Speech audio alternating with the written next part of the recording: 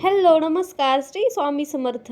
तर आज सकाळी बनवले होते मी स्पंज डोसे आणि त्याचबरोबर बटाट्याची भाजी. तर आज स्वयंपाकाला सुट्टी होती. कारण की ना आमच्या घरामध्ये सगळ्यांना डोसे, इडली सगळ्यांनाच आवडते. त्यामुळं स्वयंपाकाचं तरी पण ना डोसे, इडली बनवायचं म्हणलं की 3 दिवस अगोदरच त्याची तयारी करावी लागते. म्हणजे त्याला व्यवस्थित निसायचं, नंतर त्याला भिजवायचं, नंतर मिक्सरमधून काढायचं आणि एवढा सगळा कुटाणा करायचा. त्यानंतर मग आपल्याला डोसे आणि इडली खायला मिळते.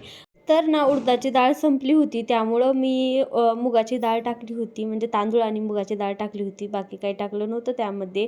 डोसे खरंच खूप छान झाले होते आणि सकाळी-सकाळी मी रियाला सुद्धा असं ताट वाढलं होतं, तर बघा तिचा आनंद. आणि तर आज ना मला बनवायचे होते तिळाचे लाडू, म्हणजे तिळगुळाचे लाडू. तर त्यासाठीच मी इथं तीळ भाजत होते. तर ना संध्याकाळी रिया, दादू आणि आई, खुशी हे चौघजण गेले होते मंदिरामध्ये आरतीसाठी. तर ना रियाला घातला होता तिथल्या महाराजांनी हार, तर ती तसाच घेऊन आली होती आणि खुशी दिदीनं तिचा हार काढला म्हणून तर आणखीनच जास्त रडत होती. शेवटी तिनं तो हार घेतला आणि गळ्यामध्ये घातला आणि थोडा वेळ त्याच्या नादी लागली. पण तर दादू इथं बसून मस्त पापड एन्जॉय करत होता. चला तर मग बाबा, स्टे ट्यून.